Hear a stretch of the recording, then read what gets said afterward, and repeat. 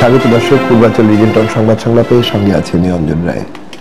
আছেন বিএনপি সাবেক সংসদ সদস্য নীলুফার চৌধুরী মনি, বিএনপি কেন্দ্রীয় নেতা। আমাদের সাথে আছেন ৭১ টেলিভিশনের ডিরেক্টর নিউজ জনাব সৈয়দ ইশতিয়াক রেজা। আমাদের সাথে আছেন আওয়ামী লীগের নেতা জনাব রাশেক রহমান। স্বাগত আপনার তিনজনকে। দর্শক, আমরা একটু অদ্ভুত সময় পার হচ্ছি, আমরা গণমাধ্যম কর্মীরা, আপনারা। আমরা গতকালকে জহুরুল আহমেদ চৌধুরীর মৃত্যু দেখেছি, সড়ক দুর্ঘটনায় তিনি নিহত হয়েছেন।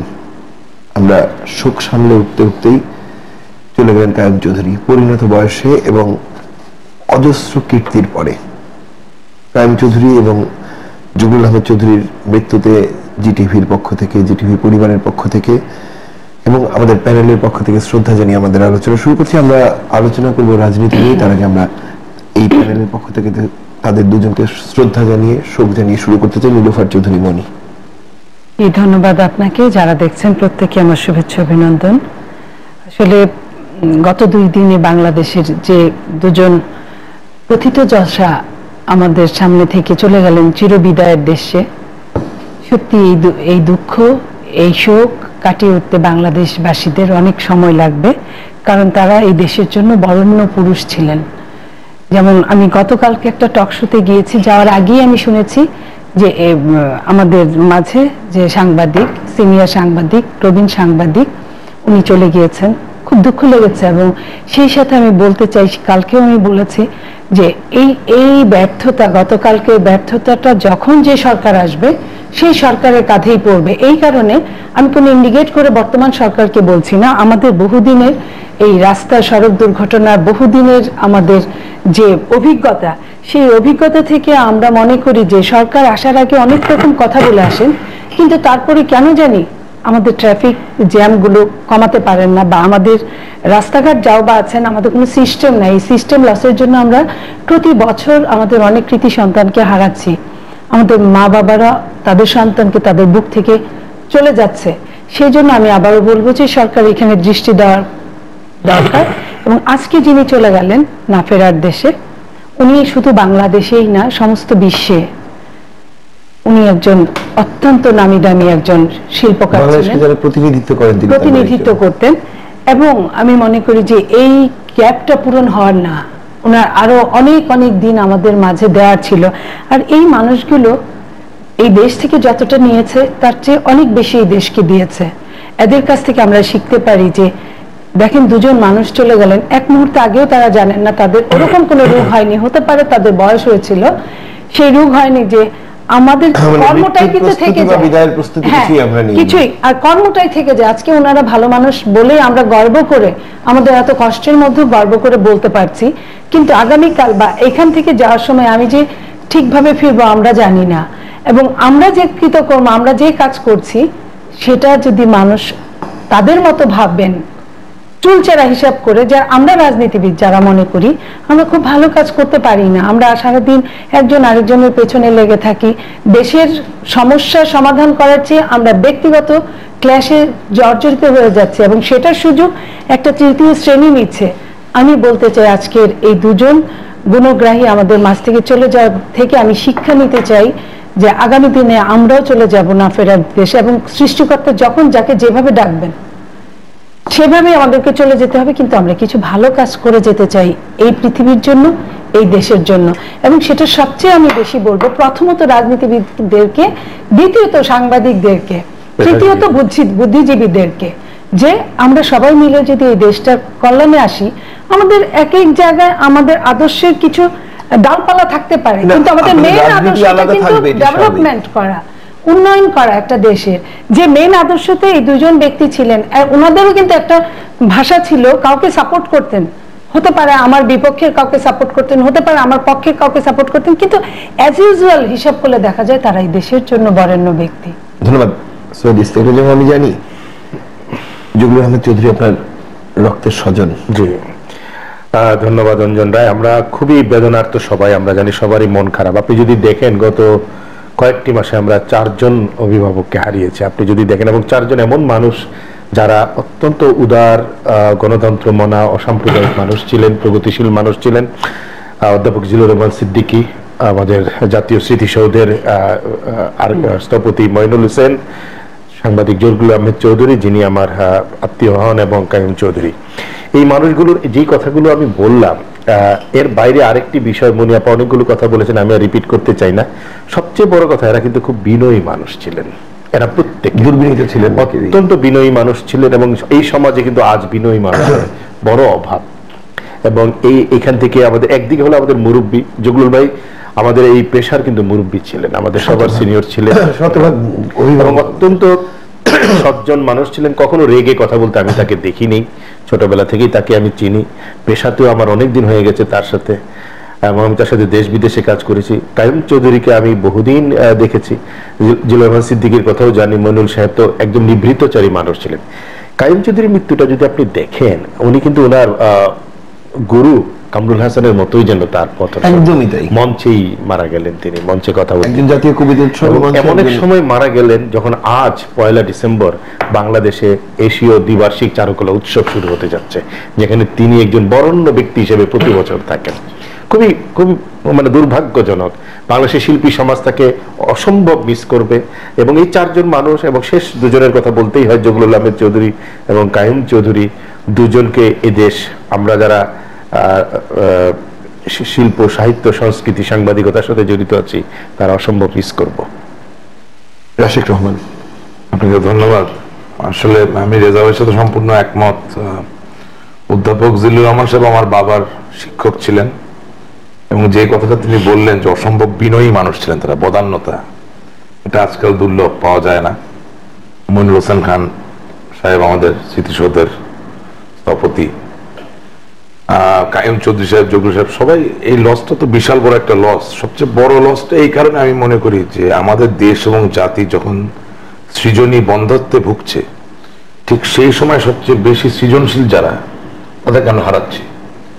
এবং কাইয়ুম চৌধুরী সাহেবের যে সৃজনী শক্তি, সে সমস্ত বিশ্বে সমাদৃত ছিল। এবং এই 4 জন ব্যক্তি, বিশেষত আজকে জহুরুল সাহেব নিয়ে কথা হচ্ছে এবং কাইয়ুম চৌধুরী সাহেব নিয়ে কথা হচ্ছে, ওনাদের সাথে, ওনাদেরকে যদি আমরা ফলো করার চেষ্টা করি, maybe we will be better human beings. In fact Zahurul সাহেব আমার পরিবারের সাথে খুবই ঘনিষ্ঠ ছিলেন, এবং আমার প্রতি খুব এফেকশনেট ছিলেন, আমি তাকে আঙ্কেল বলতাম। তো এগুলো তো আসলে ভাষা দিয়ে প্রকাশ করা সম্ভব না। এবং যে লসটা, যে ক্ষতিটা হলো, এটা যদি সত্যি পূরণ করতে হয়, তাহলে যে স্পৃহা নিয়ে তারা সৃজন কর্মের সাথে নিজেদেরকে জড়িত করেছিলেন, তাদের বিবেককে করেছিলেন শানিত, এবং যেই বিনয়ের মাধ্যমে তারা সুন্দর থেকে আরো বেশি সুন্দর হয়েছেন, সেগুলোর চর্চা হয়তো আমাদের প্রত্যেকের জীবনে করলে বা করার চেষ্টা করলে আমরা একটা সুন্দর ভালো দেশ দিতে পারবো। আর সড়ক পরিবহনের ব্যাপারে বলি, জনাব মনি একেবারেই ঠিক বলেছেন যে রাজনৈতিকভাবে বিভিন্ন সময় বিভিন্ন দল ক্ষমতায় আসে, তারা সড়ককে আরো নিরাপদ করার কথা বলে, কিন্তু নিরাপদ হচ্ছে কিনা সেটা স্ট্যাটিস্টিক্স দেখলেই বোঝা যায়। তবে এই ক্ষেত্রে আমি ছোট্ট একটা জিনিস একটু আলোকপাত করতে চাই, যে বাংলাদেশের সড়ক দুর্ঘটনা যদি সত্যিকার অর্থে কমাতে হয়, সড়ককে যদি নিরাপদ করতে হয়, এ শুধু সরকার, সাংবাদিক এবং সুধীজনরা মিলেই করতে পারবেন না। এর কারণ হচ্ছে সরকারকে সড়ককে নিরাপদ করার যে প্রক্রিয়া, সেই প্রক্রিয়ায় জনগণের পক্ষ থেকে যেই পরিমাণ ধৈর্য এবং সহনশীলতা প্রয়োজন, সেই জাগরণ যদি আনয়ন না করা যায়, এবং আমাদের দেশের জনতা যদি অনুভব না করে যে যে কোনো সময় আমরা যে কেউ যেখানেই থাকি না কেন সড়ক দুর্ঘটনায় আক্রান্ত হতে পারি, তাই ইন অ্যান্টিসিপেশন, যাতে আমাদের ভালোবাসার মানুষগুলো, আমাদের নিকটজনরা আগামী দিনে এই ধরনের সড়ক দুর্ঘটনায় পতিত না হয়ে সুস্থ সুন্দর জীবন যাপন করতে পারে, তার জন্য জনগণকে ঐক্যবদ্ধ হতে হবে এবং একটা জায়গায় এসে দাঁড়াতে হবে। অনেকে মনে করতে পারেন যে আমার বক্তব্যটি একটু ভেগ, আমি জানি না সাবেক এমপি আমার সাথে একমত হবেন কিনা, আমার মনে হয় একটা জায়গায় একটু বলি, এইটা এখানে গণসচেতনতা বৃদ্ধি ও সরকারেরই কাজ। না না, অবশ্যই, এবং সিস্টেম লসটা খাটায় উঠতে পারলে জনগণের সচেতনতা, যেমন 2 দিন যাবত দেখেন আপনি ওই ওভারব্রিজ দিয়ে ওঠানামার জন্য যেটা করছে, অনেকটাই কিন্তু কমে যাচ্ছে। আমি কিন্তু আসলে ওভারব্রিজের উঠানামা নিয়ে কথা বলি, আমি সচেতনতার কথাই বললাম। ওটা তো অনেক প্রাথমিক পর্যায়ে, বাট অনেক সূক্ষ্ম বিশ্লেষণে যদি আপনি যান, তাহলে দেখা যাবে যে বাংলাদেশের সড়ক পরিবহন ক্ষেত্রে যে একটি ভিন্ন রাজনীতি চলে, সেই রাজনীতিকে নিয়ন্ত্রণ করে যদি আপনি ড্রাইভার, শ্রমিক, এবং যারা মালিক তাদেরকে যদি একটা প্ল্যাটফর্মে নিয়ে এসে একটা সমন্বিতভাবে সুন্দর ট্রান্সপোর্ট সিস্টেম ইন্ট্রোডিউস করতে চান, সেক্ষেত্রে ওদের সমস্যা আছে যে শ্রমিক বান্ধব হতে গিয়ে জনবান্ধব থেকে সরে যাচ্ছেন কিনা আমাদের অনেকে না ওই জায়গায় আসছি যে শ্রমিক বান্ধব জনবান্ধব বিষয় না, একটা ইকুইলিব্রিয়াম, একটা জায়গায় ব্যালেন্স আনতে হবে। ব্যালেন্সটা আনতে গেলে বিভিন্ন ক্ষেত্রে ধর্মঘট হবে, হরতাল হবে, ইন অ্যান্টিসিপেশন আমি বলছি। সেই ক্ষেত্রে জনগণকেও ধৈর্যশীল হতে হবে। সরকার যখন শক্ত হবে, সেটা বিএনপি আওয়ামী লীগ করে না, এনি টাইম যে কোনো জায়গায় সরকার যখন শক্ত হবেন একটা জিনিসকে নিয়ন্ত্রণ করার জন্য, তখন এখানে বিভিন্ন ভেস্টেড ইন্টারেস্ট গ্রুপ থাকে, স্বাভাবিকভাবে সেখানে ধর্মঘট থাকবে, হরতাল থাকবে, বিভিন্ন রকম প্রতিবাদ থাকবে বিভিন্ন প্রকারে। সেই সময় যেটা হয় কি যে হয়তোবা আপনার একটা সাময়িক ভাবে অফিসে যাওয়া আসা। ধন্যবাদ। একই সাথে আমরা কিন্তু আশা করবো জনগণ ধৈর্য রাখবেন। আমরা এই সড়ক দুর্ঘটনার একটি কথা বলি, বাংলাদেশের সড়ক দুর্ঘটনার যে সামগ্রিকভাবে পরিবহন খাতে যে বিশৃঙ্খলা, এর একটা বড় কারণ হলো কনফ্লিক্ট অফ ইন্টারেস্ট। আপনি যাকে মন্ত্রী বানাচ্ছেন, যাকে দায়িত্ব দিচ্ছেন, তিনি যদি সড়ক পরিবহন শ্রমিক ইউনিয়নের নেতা হন, তিনি যদি মালিক পরিবহনের নেতা হন, আবার একই সাথে উনি তার যদি শ্রমিক পরিবহন সংগঠন থাকে, কোনদিন আপনি এখানে। ধন্যবাদ। আমরা বিজয়ের মাসের প্রথম প্রহরে আছে, আমরা বাংলাদেশ নিয়ে কথা বলবো এখন, কিন্তু এক্ষেত্রে বোধহয় আমরা একটি আপনাদের তিনজনের কথা বোধহয় আমি বলবো। পরিবহনে কিন্তু সব দলই একাত্মবদ্ধ হয়ে অন্যায় যা করে একসাথেই করে, অন্যায় যা করে একসাথে করে। এবং আমরা দেখেছি যখন মিশু এবং এক দলের কেউ অ্যারেস্ট হলে আরেক দল মানুষ জিম্মি হয়ে গেছে সড়ক পরিবহন। যখন মিশু মারা গেলেন, ওই জায়গায় টাকা কি না হয় এটাই হলো বড় কথা। দায়িত্বশীলের অনেক বক্তব্য শুনেছি, তার মনে করতে চাই না, কারণ এই ধরনের বক্তব্য তাদের মুখ থেকে আমরা আশা করি না। আমরা আশা করি যে আমাদের পরিবহন চালকরা শিক্ষিত হবেন, তারা পশু পাখি নয়, মানুষ চিনেই গাড়ি চালাবেন। মনিপা, আমরা বিজয়ের মাসের প্রথম প্রহরে রয়েছি, আমরা রাজনীতি কথা বলতে পারি। এবং আমরা যে প্যানেলটি রয়েছেন আপনাদের তিনজনের, তারা তিনজনই, দুজন সরাসরি রাজনীতি করেন, একজন রাজনীতি নিয়েই কথা বলতে স্বাচ্ছন্দ্য বোধ করেন, কাজ করেন সেক্ষেত্রে বক্তব্য হচ্ছে, আমরা গতকাল দুটি বড় রাজনৈতিক সমাবেশ দেখেছি দেশের বৃহত্তর বিরোধী দলের এবং সরকারের, এবং সেই ক্ষেত্রে এই দুটি সমাবেশকে যদি আপনাকে মূল্যায়ন করতে বলা হয়, আপনি কিভাবে করবেন বক্তব্যগুলোকে? ধন্যবাদ। এখানে একটু দুঃখের সাথে বলবো কথাগুলো। আজকে 1 ডিসেম্বর, সেই 1 ডিসেম্বরকে আমরা সেই মুক্তির বিজয়ের আনন্দে আমরা বরণ করতে পারলাম না, দুইজন কৃতি সন্তান হারিয়ে। কিন্তু সেই দিনও অনেক দুঃখের পরে একটা সুখ এসেছিল।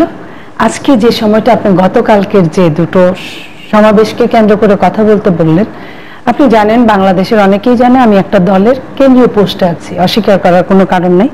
তারপরও আমি জনগণের আমি এই দেশের সন্তান, একজন সন্তান হিসেবে 1 ডিসেম্বরে আমি যে কথাটা বলতে চাই, এখন বাংলাদেশের চরম কাদা ছুড়াছুড়ি রাজনীতি শুরু হয়েছে।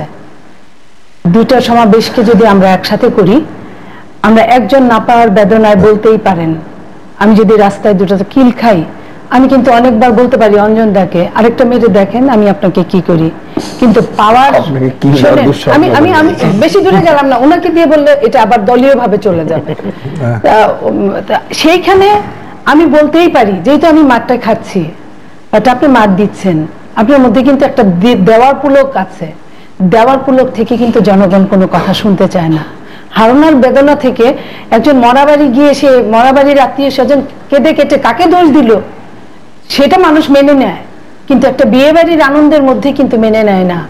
তো আজকে যারা এই দেশটাকে এইভাবে নিয়ে যাচ্ছে, আমি শুধু আজকে 2014 সাল ডিসেম্বরের 1, আমি এই একটা কথা বলতে চাই, ঠিক এরকম কথাগুলোই কিন্তু 2006 এরকম কথাই সম্ভবত রেজা ভাই আপনারা লিখেছেন, টেলিভিশনে দেখিয়েছেন, বিভিন্ন ভাবে কাদা ছুড়াছুড়ি একটা পর্যায়ে আমরা একটা 1/11 পেয়েছিলাম 2007-এ। সো ওইখান থেকে, অতীত থেকে যদি শিক্ষা নেওয়া যায়, আমি সংসদে একদিন একটা বক্তব্য শুনছিলাম আমাদের ব্যারিস্টার মওদুদ আহমেদের। আমরা আসলে না পড়ালো কি বেশি, তার মধ্যে 2-1 জনের মধ্যে উনি একজন পড়ুয়া মানুষ, একজন মানুষের অনেক মাইনাস বলতে পারে, হ্যাঁ যাই হোক আমি ওইটা বলছি না। তো উনি একখানে বলছিলেন যে এই যে সালমান রুশদির স্যাটেলাইট ভার্সেস যে স্যাটানিক ভার্সেস যে বইটা, সেখানে একটা জায়গায় উনি বইটা নিয়ে পড়লেন যে 1/11-তে যেভাবে টর্চার করা হয়েছে, সেই টর্চারটা খ্রিস্টাব্দ 500 বছর আগে গ্রিকে এই টর্চারটা হয়েছে। উনি একদম টু দ্য পয়েন্ট ওই প্যারাটা পড়ে শোনালেন। একজন সালমান রুশদি যত খারাপ হোক, তার ওই লেখাটা থেকে কিন্তু আমার শেখার আছে। তো আমি যদি সেই দিন শিখে থাকি, তাহলে আমি মনে করি যে ১/১১ পদধ্বনির মতো অবস্থা কিন্তু বাংলাদেশে বিরাজমান। আমি চাই না আরেকবার আসুক, বাট বিরাজমান। আমি আপনাকে সারাদিন বকাঝকা করছি, আপনি আমাকে সারাদিন গালাগালি করছেন, থানায় ঢোকাচ্ছেন, জেল খাটাচ্ছেন, আপনি আমাকে ডান্ডা বেরি পড়াচ্ছেন, আপনি একদম চুরের মতো বেঁধে নিয়ে ঢুকাচ্ছেন, আবার চোরগুলাকে সব ছেড়ে দিচ্ছেন। তাতে সেই ভাঙনের পদধ্বনি থেকে কিন্তু কোনো সুরের মূর্ছনা আপনি পাবেন না, সেখানে ভাঙা শব্দটাই পাবেন। তো নদীর ঢেউয়ের একটা শব্দ থাকে আর নদী ভাঙনের একটা শব্দ থাকে, নদী কিন্তু একই জিনিস। তো আমি ঢেউয়ের শব্দ আর ভাঙনের শব্দ দুটোর মধ্যে যেমন ফারাক আছে অনেক, আমি বাংলাদেশের প্রেক্ষাপটে আছে 1 ডিসেম্বর আমি এরকম জিনিসই দেখছি। রশিক রহমান, আসলে আমি একটু কনফিউজড, কারণ রাজনীতি যারা করবেন তারা কিল খেলে, যেহেতু তাদের জীবনে প্রাপ্তির অভাব আছে, এই জন্য কিলের উত্তর কিল দিয়ে হবে এটাও বুঝতে পারি না, বা এই ধরনের কোনো দিকে যেতে চাই না। বিয়ে বাড়ি আর অন্য, আর আরেকটা জায়গায় একটু কনফিউজড এই কারণে যে স্যাটানিক ভার্সেস না সেইটানিক ভার্সেস, তো সেইটানিক ভার্সেস বা স্যাটানিক ভার্সেস থেকে কি আর শেখা যাবে বাংলাদেশের প্রেক্ষাপটে। হাওয়েভার কয়েকটা জিনিস উল্লেখ করতে চাই।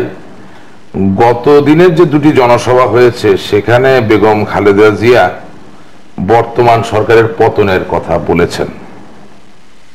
আমি দৃঢ়ভাবে বিশ্বাস করি যে রাজনৈতিক শক্তি সংগ্রাম করবে, বিপ্লব করবে এবং প্রয়োজনে নিশ্চয়ই পতনের আন্দোলন করতেই পারে, কিন্তু সেখানে নিয়মতান্ত্রিক একটা অ্যাপ্রোচ থাকতে হবে, সেখানে ত্যাগ থাকতে হবে।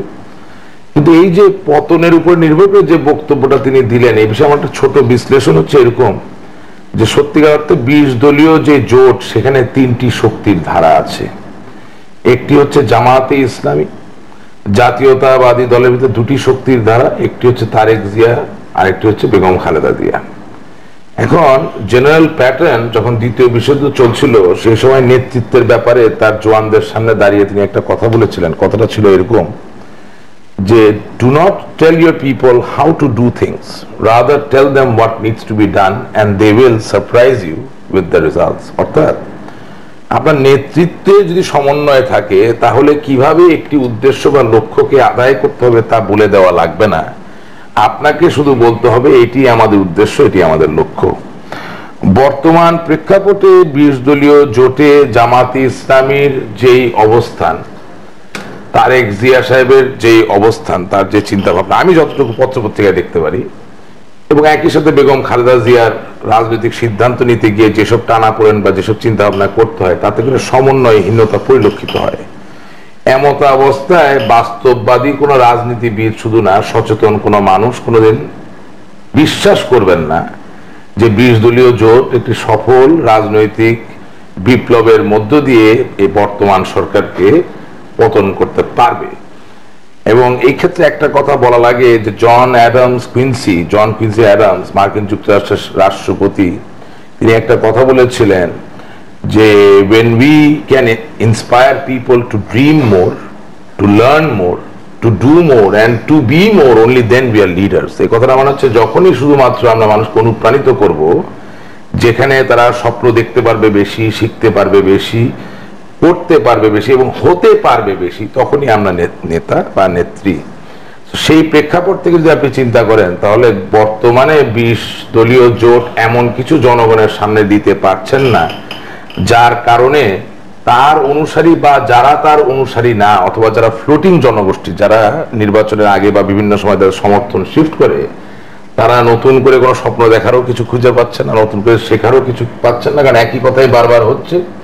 এখানে প্রবৃদ্ধির কথা নেই, উন্নয়নের কথা নেই, জঙ্গিবাদ দূর করার কোনো কথা নেই। এবং সবচেয়ে বড় কথা যে 1971 সালের যে যুদ্ধে, আমাদের যে যুদ্ধের মধ্যে আমরা একটা স্বাধীন দেশ পেয়েছি, এবং আজকে যে দুঃখের বিষয় 1 ডিসেম্বরে দাঁড়িয়ে এখানে বলতে হচ্ছে যে আজও জাতি বিভ্রান্ত যে আমাদের সত্যিকার পরিচয়, আমাদের সত্যিকার ইতিহাস কি, সেই জায়গাটাও কিন্তু তিনি পরিষ্কার করতে পারছেন না। তাতে করে যেটা হচ্ছে যে আমাদের দেশের নতুন প্রজন্ম বেশি করতে পারা, বেশি হতে পারার জন্য যে নেতৃত্ব প্রয়োজন সেটা অভাব বোধ করছে।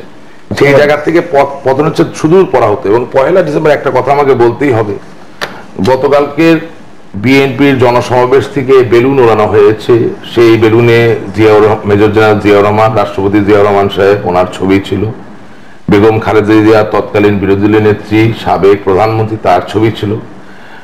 জাতীয়তাবাদী দলের সিনিয়র সহসভাপতি তারেক জিয়া সাহেবের ছবি ছিল, ওয়েল এন্ড গুড, ফাইন। কিন্তু দেখেন 1971 সালে যেই পরাধীন দেশের আসমান বা আকাশ ব্যবহার করে পশ্চিমা পাকিস্তানি হানাদার বাহিনীরা আমাদের উপর হামলা করেছিল তাদের বিমান বাহিনীর মধ্য দিয়ে, আজ সেই স্বাধীন দেশের স্বাধীন আকাশ, সেই স্বাধীন আকাশে গতকালকে আবারও বিএনপির মহাসমাবেশ থেকে দেলোয়ার হোসেন সাইদি এবং মতিউর রহমান নিজামীর ছবি সম্মিলিত বেলুন উড়েছে, ব্যানার দেখা গেছে।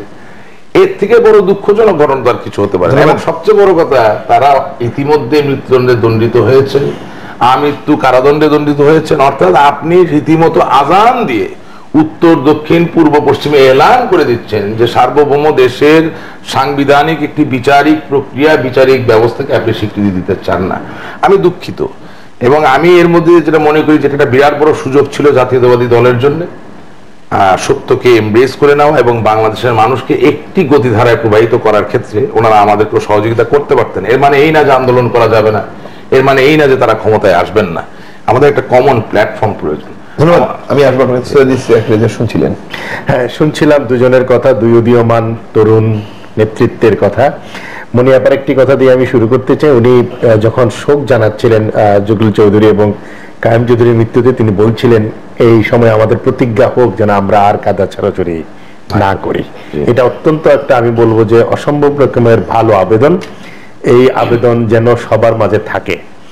রাজনীতি আসলে এই মুহূর্তে, দুজন তো বলেছেনই তাদের তাদের পার্টি কনটেক্সট থেকে বা ব্যক্তিগত কনটেক্সট থেকে বলেছেন, কিন্তু রাজনীতি এখন যে জায়গায় গিয়ে দাঁড়িয়েছে তার একটা, আমার কাছে মনে হচ্ছে যেন সে কোথায় যেন একটা মানে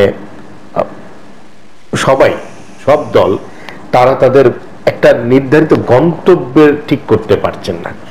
আমি যদি বিএনপির সমাবেশটা থেকে ধরি, তাহলে বিএনপির জন্য কিন্তু কালকে একটা, আমি বলবো মানে যেদিন সমাবেশটা হয়েছে এটা একটা লার্নিং প্রসেস ছিল। আপনি জানেন যে আমরা টেলিভিশনগুলোতে সরাসরি সম্প্রচার করেছি সেই সমাবেশ, যখন সেখানে দেখেছি বিএনপির কর্মীরা জামাতের কর্মীদের সাথে মারামারি করেছে, তাদেরকে যেন সামনের জায়গাটা দখল করতে না হয়।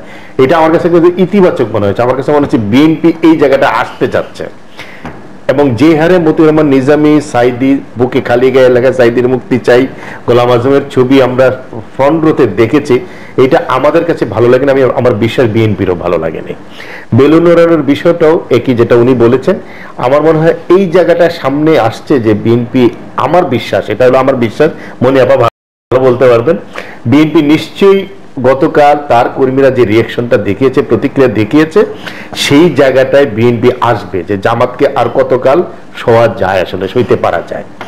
বাংলাদেশের রাজনীতি, মনিয়াপার কথা থেকে বলি, একটা ভিত্তিমূলকে ধরে এগোতে হবে। সেই ভিত্তিমূলটা কি? সহনশীলতা। সেই সহনশীলতা তো অবশ্যই প্রয়োজন, এবং সহনশীলতার ভিত্তিমূলটা হওয়া উচিত আসলে মুক্তিযুদ্ধের চেতনা তো একটা আছে, যেটা শেখ রহমান বলেছেন। সবচেয়ে বড় কথা, উদার গণতান্ত্রিক অসাম্প্রদায়িক বাংলাদেশের যে চেতনা দেখি আমরা, সম্ভাবনা দেখি, সেটা আমার কাছে মনে হয়েছে যে একটা ভিত্তিমূল হতে পারে। অন্যদিকে প্রধানমন্ত্রীর যদি ভাষণটার জায়গাটা দেখেন আপনি, সেখানেও উনি উন্নয়নের বিশাল ফিরিস্তি দিয়েছেন, এবং আমরা তাকে ধন্যবাদ জানাই যে তিনি উন্নয়নের কথা বলছেন, উন্নয়নের কাজ করছেন।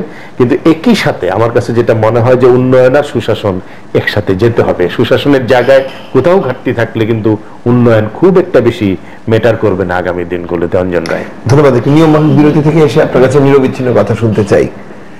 নিয়মমাফিক একটি ছোট বিরতি রয়েছে আমাদের, প্রত্যাশা করছি আপনারা আমাদের সাথে থাকবেন।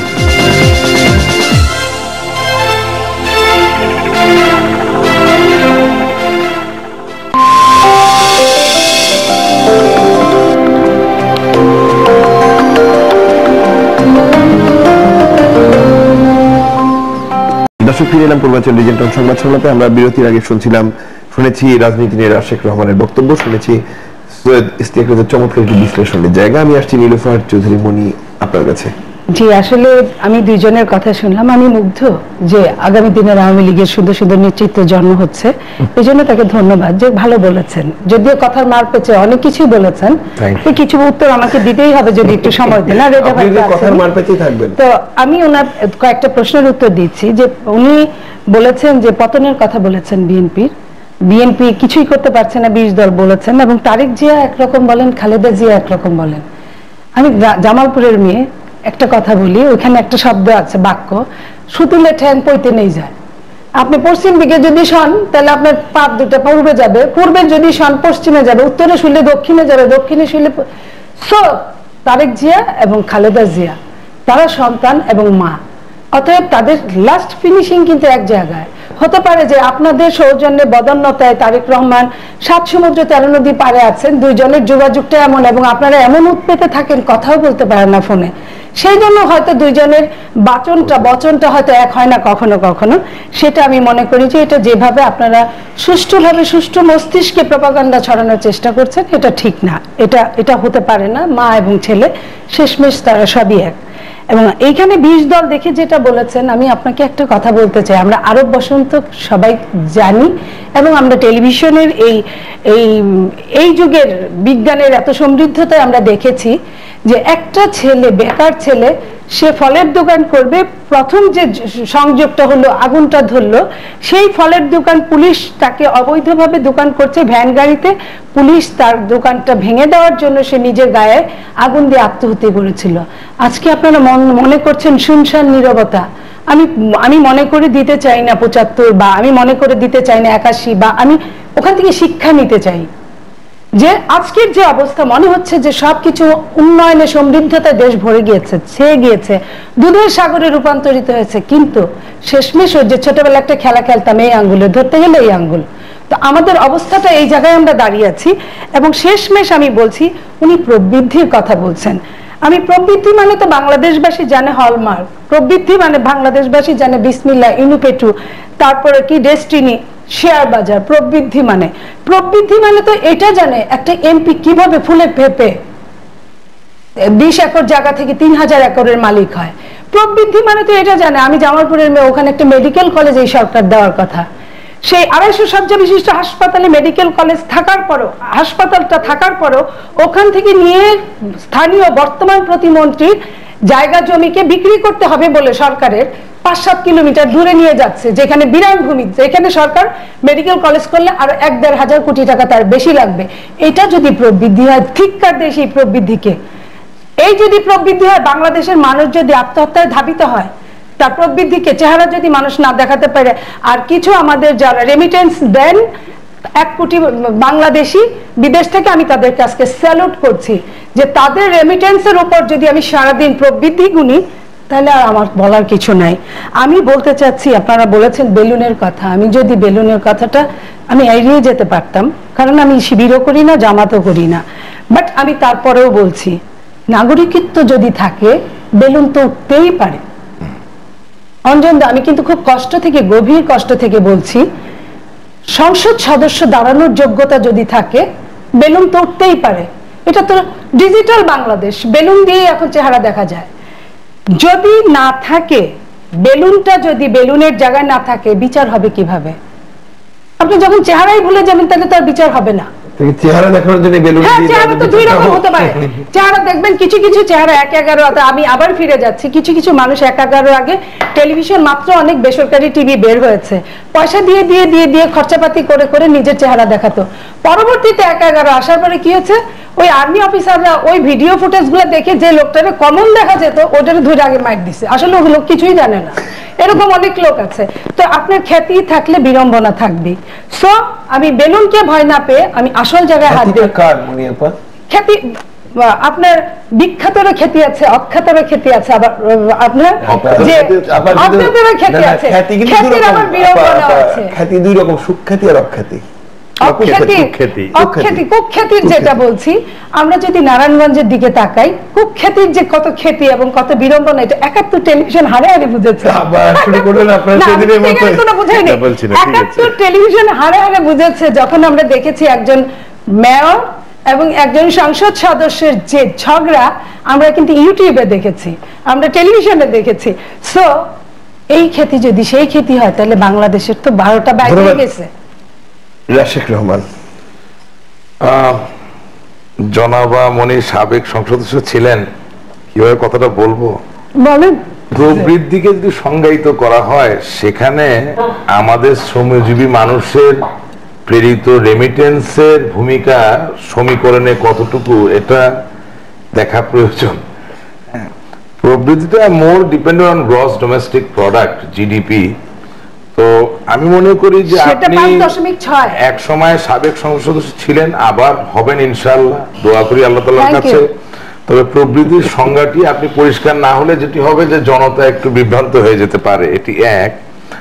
তবে হৃদয়ের অন্তঃস্থল থেকে সমস্ত সম্মান আমি তাদের জন্য জানাতে চাই যারা রোদে পুড়ে পরিশ্রম করে বাংলাদেশের জন্য লক্ষ লক্ষ কোটি কোটি ডলার বাংলাদেশের জন্য পাঠান। I salute them. এটা একটা।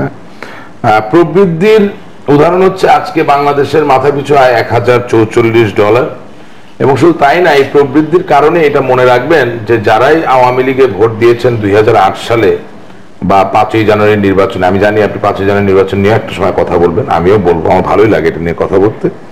তাদের ভোটের কারণে একটা জিনিস হয়েছে যে সমস্ত বাংলাদেশে ছড়িয়ে ছিটিয়ে থাকা 2,70,00,000 অসহায় মানুষ, অর্থাৎ যাদের বয়স 65-র উপরে, যারা পঙ্গু এবং যারা অতি দরিদ্র কিন্তু গর্ভবতী, পাশাপাশি যারা শারীরিকভাবে এতটাই দুর্বল যে সাধারণ কাজকর্ম করতে পারে না, তাদেরকে 40 দিনের কর্মসৃজন প্রকল্প 40 ডে ইজিপি প্রোগ্রামের মাধ্যমে একটি সামাজিক নিরাপত্তার বলয়ের ভিতরে নিয়ে আসা হয়েছে। তো সেটাও করা সম্ভব হয়েছে এই কারণে যে আমাদের প্রবৃদ্ধি হচ্ছে 6.5% তো ডেফিনেটলি। তবে প্রবৃদ্ধির কিছু গুণগত ব্যাপারও আছে, এটা আপনাকে হিসাবে নিতে হবে, শুধুমাত্র ফিগার নিয়ে কাজ করলে হবে না। এরপরে 1975 আপনি হলমার্কের কথা বলেছেন, কারেক্ট।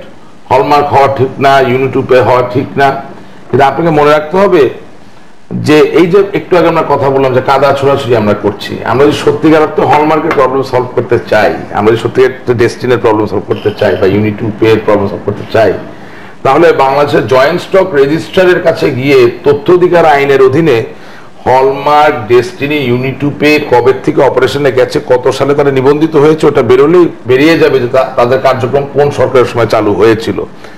যিনি ক্রিমিনাল তিনি সবসময় ক্রিমিনাল। বেসিক ব্যাংকের একই ব্যাপার, বেসিক ব্যাংকে এই বাংলাদেশের যে কোনো ঋণ খেলাপি হওয়ার জন্য 6টি কিস্তি আপনাকে ফেল করতে হবে, নাম্বার 1। নাম্বার 2, আপনার যে 5 বছর মেয়াদি ঋণ, সেই 5 বছর অতিক্রান্ত হওয়ার পরে আপনি একটা সার্টেন ক্যাটাগরিতে পড়বেন। তো আপনি কি মনে করেন যে বেসিক ব্যাংকে এত হাজার হাজার কোটি টাকা একদিনে হয়েছে? Let's be objective, let's not bit around the Bush. Basic fact হচ্ছে এটা আওয়ামী লীগ, বিএনপি, কাউকে যদি পিন পয়েন্ট করে বলেন তাহলে প্রবলেম আপনি কোনো সলভ করতে পারবেন না। আমি ব্যাখ্যা করি, আমি বলতে এই দুর্বৃত্তরা কারাগারে যাচ্ছে না, বেসিক ব্যাংকে না, কারাগারে যাবে, আমি ওই জায়গাটা আসছি। কারাগারে যাবে কখন আমি বলছি, একটু আমাকে বলতে দিন। সেটি হচ্ছে ক্রিমিনাল, যিনি অপরাধী, তিনি সব সময় সব যুগেই তার থেকে অপেক্ষাকৃত কম চালাক একজন ক্রিমিনাল বা অপরাধীকে খুঁজেন, যাকে ঘুষ দিয়ে দুর্নীতির মাধ্যমে নিয়ন্ত্রণে আনা যায়। সেখানে আওয়ামী লীগ বা জাতীয়তাবাদী দলের কিছু নাই। এই সমস্যা তখনই সমাধান করা সম্ভব যখন জনাবা মনি, সাবেক সংসদ সদস্য, এবং রাশেক রহমানের মতো দুই পক্ষীয় মানুষরা একমত হয়ে সিদ্ধান্ত নিতে পারবে যে এটি নির্দিষ্ট কোন দলের ঘটনা নয়, এটা নির্দিষ্ট অপরাধী এবং দুর্বৃত্তদের ঘটনা, এবং এটা যে পলিসি নির্ভর, তখনই সম্ভব। ঐক্যমত ছাড়া এই প্রবলেম কোন সলভ করতে পারবেন। Not only that, from a historical point of view, 1971 সালে দেশ যখন স্বাধীন হলো, 72 সালের প্রথম বাজেটের পরিমাণ ছিল 600 কোটি টাকা। 600 কোটি টাকার 10% 60 কোটি টাকা। আমরা অঙ্কই করতে বসি। আজকে বাংলাদেশের বাজেটের পরিমাণ হচ্ছে 2,85,000 কোটি টাকা। রিভাইজ বাজেটে গিয়ে সেটা 3 লক্ষ কোটি টাকার উপরে যায়। সেখানে যদি আপনি হিসাব করেন এই প্রতারণা, এটা 1%-এর ভিতরে পড়ে না। কিন্তু আমি বলছি না এটা হওয়া উচিত, আমি বলছি বন্ধ করা দরকার। বাট এর জন্য জাতীয় ঐক্যমত প্রয়োজন, রাজনৈতিক ঐক্যমত প্রয়োজন, এবং মনি আপার মতো আমাদের সকলের বুঝতে পারা দরকার যে এই অপরাধীরা কোন সময় কিভাবে কোন দুর্বলতা নিয়ে অপরাধ করে। এটা বিএনপির সময় হয়েছে, আওয়ামী লীগের সময় হয়েছে, এরশাদের সময় হয়েছে। হ্যাঁ, এর ব্যাপ্তি, এর আকার, প্রকৃতি, এগুলো আমাদেরকে বুঝতে হবে, শিখতে হবে, সেখান থেকে আমরা সলভ করবো। তারা হাতে হাত ধরে অপরাধ করে। জি, আরেকটা জিনিস, উনি 1975 সালের শাসনের কথা বলেছেন। আমি আপনাকে স্বাগত জানাই, উদাত্ত চিত্তে ওয়েলকাম করি। আপনি 1972 সাল থেকে 1975 বা বাংলাদেশের এই 43 বছরের ইতিহাসের যে কোনো সময়ের শাসন আমল দিয়ে আপনি আমার সাথে কথা বলবেন। আমি প্রতিটি পয়েন্টে পরিষ্কার করে বাংলাদেশের মানুষকে বোঝাতে পারবো। আশা করি যে কোথায় আসলে আমাদের সত্যিকার মঙ্গল, ওই যে আজানে বলে না, হাইয়া আলাল ফালাহ, হাইয়া আলাল ফালাহ, সত্যিকার সাফল্যের দিকে আসুন, কোথায় সত্যিকার সাফল্য নিহিত ছিল। আমি আশা করি আমি পারবো, আই এম কনফিডেন্ট। কারণ মানুষের ইন্টেনশন, একজন পলিটিশিয়ান, উনি এলাকার মানুষকে ভালোবাসেন, এটা সবচেয়ে বড় কথা। উনি কোন দল করেন তার থেকে বড় কথা আমাকে আগে বুঝতে হবে যে নীলুফার মনি তার এলাকার মানুষকে ভালোবাসে কিনা। যদি ওই এলিমেন্টটা থেকে থাকে তাহলে উনি একজন গণতান্ত্রিক মানুষ। হ্যাঁ, ভুলভ্রান্তি উনি করতে পারেন, কিন্তু নিশ্চয়ই জনগণের পাল্স তাকে এক সময় না এক সময় বুঝতে হবে। আসুন 1975 নিয়ে কথা বলি, 77 নিয়ে কথা বলি, গেল। আর ইতিহাস বিকৃতি, আমি একটা জায়গায়, আপনি খুব সুন্দর একটা শ্লোক বলেছেন আপনার এলাকার, থ্যাংক ইউ, ঠিকই বলেছেন। পা তো পূর্ব দিকে থাকলে পশ্চিম দিকে মাথা থাকবে, উত্তর দিকে পা থাকলে দক্ষিণ দিকে মাথা থাকবে, কিন্তু তাই বলে পা তো আর কোনোদিন পশ্চিম দিকে দিবেন না। অনেক দিকে পা মাথা, কিন্তু পশ্চিম দিকে তার মাথা দিবেন না বাঙালি হয়ে। সো কিছু বেসিক জিনিস থাকে, মুসলিম হয়ে, হ্যাঁ মুসলিম হয়ে বাঙালি হয়ে সব, কারণ আপনার কিবলাটা যদি আবার অন্যদিকে থাকে তাহলে আবার পশ্চিমটা আপনার জন্য প্রযোজ্য হবে না। আমাদের জন্য কিবলা পশ্চিম দিকে, সো বাংলাদেশ বাঙালি এখান থেকে পশ্চিম দিকে কিবলা। আপনি যদি কিবলার ওই দিকে থাকেন তাহলে আবার ব্যাপারটা পরিবর্তিত হয়ে যাবে। আর মা মেয়ের সম্পর্ক, ছেলে মায়ের সম্পর্ক নিয়ে আমি কোনোদিন কোনো কথা তুলবো না। পৃথিবীর সবচেয়ে পবিত্র সম্পর্ক। আমার দুঃখ শুধু আপনার কাছে আসবে, ওটি নিয়ে আমি কোনোদিন কোনো কথা তুলবো না। আমি শুধু একটি কথাই বলতে চাই যে যতই টেলিফোনে ভয়ে কথা না বলতে পারেন, যতই দূরত্ব বেড়ে যাক, যতই কষ্ট থাকুক, যতই ব্যবধান তৈরি হোক, তাই বলে বাংলাদেশের প্রথম রাষ্ট্রপতিকে, প্রথম নির্বাচিত রাষ্ট্রপতিকে ওইটা তো লন্ডন থেকে ঢাকায় আলাপ করে শেখা লাগে না, ওটা তো বড় হতে হতেই শেখা যায়। কালে কালে নতুন ইতিহাসের সাথে আমাদেরকে পরিচিত করা, এটা তো বড্ড অন্যায়। আমরা তো আহ্বান জানাতে পারি। শুধু তাই না, আরেকটু জায়গায় নাগরিকত্ব এবং সদস্যের উপযুক্ততার কথা, রাজনীতি করার মানে আমি একটা শ্লোক বলি, আমি শুধু নীলুফার মনি আপাকে একটা রিকোয়েস্ট করব। কুমিল্লা একটা শ্লোক আছে, শ্লোকটা হচ্ছে আব্বার পায়জামা খালুরে ফিন্দায়েন না। ধন্যবাদ অঞ্জন রায়। আমি আর কি বলবো, একটি কথা আমার কাছে মনে হয় যে উদ্দেশ্য মহৎ হলে সিদ্ধান্ত বিধেয় হয় না। আজকের আলোচনার শুরুতে বলা হয়েছিল কাদা ছোড়াছুড়ি হবে না, কিন্তু শেষ পর্যন্ত একটা আমার কাছে যেটা মনে হচ্ছে, দুজনের আলোচনা থেকে দুজনেই দেশের জন্য ভালো চান, দেশটা কিভাবে এগোবে সেটা। আজকে যদি আপনি দেখেন আমাদের 7.2%, 7.2% আমাদের গ্রোথ টার্গেট ছিল, জিডিপি প্রবৃদ্ধি 6.2% শেষ পর্যন্ত হয়েছে। আমরা কাঙ্ক্ষিত প্রবৃদ্ধি অর্জন করতে পারিনি। সেটার জন্য অনেক কিছু দায়ী আছে, এর মধ্যে রাজনৈতিক সহিংসতা একটা বড় ভূমিকা রেখেছে। কিন্তু এটাও যদি দেখেন, বিশ্বের মাত্র 30টি দেশ 6%-এর উপরে গ্রোথের মধ্যে আছে, তার মধ্যে বাংলাদেশ। সো বাংলাদেশের মানুষের এটার মূল ভূমিকা বাংলাদেশের মানুষের। এবং গ্লোবালি যে রিসেশনটা চলছে ইকোনমির, 97-এ যেটা শুরু হয়েছিল, 2007-এ সেটা বাউন্স ব্যাক করে, সেটা এখনো চলছে। এবং আমেরিকাতে আপনি জানেন যে মর্টগেজ ল দিয়েও সেটাকে সামলানো যায় নাই, যে অবস্থাটা হয়েছে। সুতরাং এমএলএম নামের যে বিজনেসটার কথা উঠেছে, আমি এটা একটু আলোচনা করতে চাই, কারণে রাজনীতির বাইরে গিয়ে এই ব্যবসাটা ফুলে ফেপে উঠেছিল 1/11-এর সময়। এবং এমএলএম কিন্তু অত্যন্ত ব্যক্তিগত ব্যবসা, যেটাতে সরকার ওইভাবে কিছু করতে পারে না। আসলে একই অবস্থা হচ্ছে পশ্চিমবঙ্গের সারদা কেলেঙ্কারি এবং চিট ফান্ডের কথা আপনারা জানেন, যে বড় ধরনের একটা কেলেঙ্কারি হয়েছে। এবং এখন যে নতুন সরকার যে এমএলএম আইন করতে যাচ্ছে, সেইটা প্রপারলি করা এবং বাস্তবায়ন করাটার মধ্যেই কিন্তু একটা বড় রয়েছে। হলমার্ক, বিসমিল্লাহ গ্রুপ, বেসিকের প্রসঙ্গ উঠবে, এখান থেকে আওয়ামী লীগ সরকার কোনোদিনই আমি বলবো না যে কোনো ধরনের প্লাস পয়েন্ট নিতে পারবে, এটা তাদের জন্য অবশ্যই একটি নেগেটিভ পয়েন্ট। কিন্তু এই সমস্ত ঘটনা একটা বড় দুর্বলতা কোন জায়গায়, আমরা যদি রাজনৈতিক কাদা চোরাচুরি করি, ঝগড়াঝাটি করি অঞ্জন রায়, আসল লোকরা পার পেয়ে যায়। ব্যাংকিং, আপনি যদি হলমার্ক পুরো ঘটনাটা দেখেন, এখানে বড় ভূমিকা রয়েছে ব্যাংকাররা। দুই রাজনৈতিক দল মারামারি করছে, ব্যাংকারদের এই জায়গাটা কিন্তু তারা মাঝখান থেকে কিন্তু 5,000 কোটি টাকা পর্যন্ত দেওয়ার ক্ষমতা যে ব্রাঞ্চ ম্যানেজারের, সে তো এই দুর্নীতি করেছে, তার শাস্তি কোনো দল থাকে, তার কোনো দল থাকে নাকি?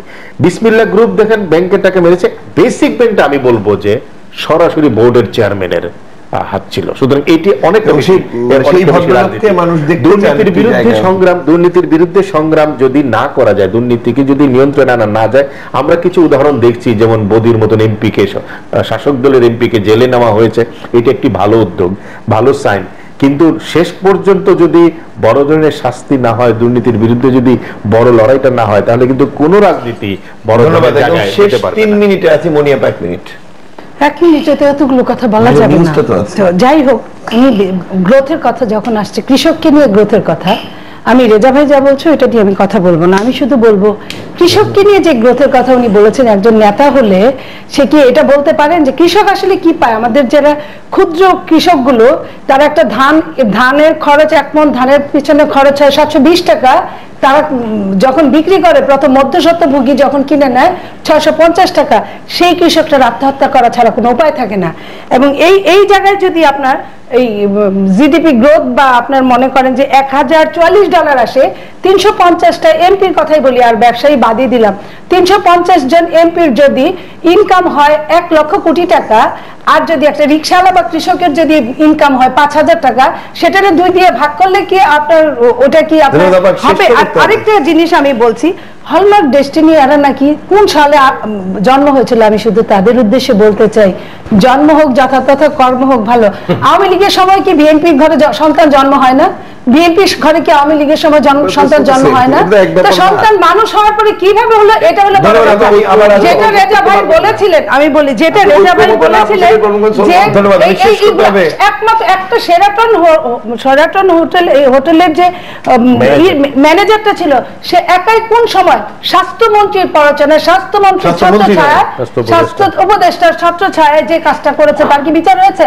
বদির কথা আপনারা বললেন, বদি ধরা পড়েছে দুদকের মামলা খেয়ে, কিন্তু বদি বের হওয়ার পরে যে ভি চিহ্ন দেখায় যে হাজার হাজার তরুণের মাঝখান দিয়ে বদি গিয়েছে, তাতে কি মনে হচ্ছে একজন বদিকে রাজনৈতিকভাবে তাকে অ্যারেস্ট করা হয়েছে, রাজনৈতিকভাবে তো হয় না। ভি থাকে না, তার প্রমাণ কাজ। এবং এইটাই হলো যে বিএনপি যেটা বলেছে খালেদা জিয়া গতকালকে, ওইটাই ঠিক যে আপনার, আমি একটু শেষ করে দেব, ওইটাই ঠিক যে দুদক হচ্ছে এইসব ওয়াশিং মেশিন, এই হলো এই এমপিদের ওয়াশিং মেশিন পরিষ্কার করা আছে। ঠিক আছে, গণতন্ত্র আপনার হাতে নিরাপদ, আমরা বুঝতে পারছি।